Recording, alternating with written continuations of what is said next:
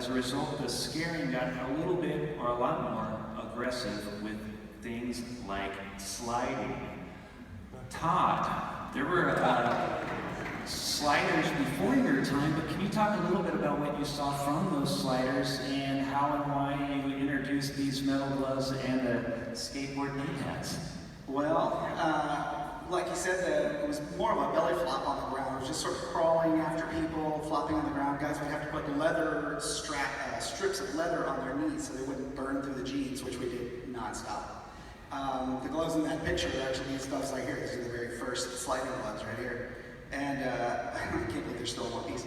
But we used to just kind of jump around at people, and then at some point I did see someone who had the only capped pads you could get at the time were carpet layers pads at Home Depot or whatever. And so there was a few guys that would slide up and down like this.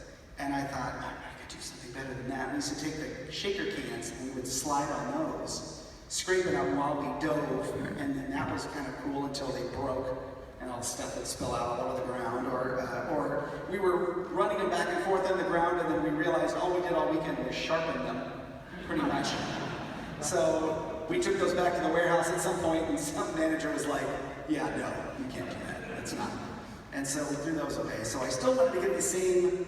Metal scraping on the ground is a distinct noise you don't hear every day. You don't just walk down the street and hear something scraping on the ground. And so I just thought, man, there's got to be a way to do that. Went to a local Ace Hardware or whatever, and I'll never forget the guy's face when I said, how do I glue metal onto a leather glove? And the guy just stared at me for the longest time. His eyes got real big, and I was like, what are you doing? I was like, oh, it's a scary thing. We're gonna run around and slide on the ground. He's like, okay, sure, whatever. Come on over. So he showed me that, and then we finally got the caps for these didn't come around with it. These pads didn't come around until the 90s. Skateboarding was hot in the 70s, faded in the 80s, came back in the 90s, and when it came back in the 90s, that's when we just started buying these things by the gross.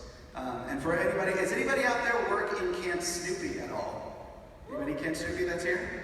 Yeah? That's where sliding started, just so you know. Camp Snoopy's where it started. Ghost Town is where it became popular. Camp Snoopy's where it started.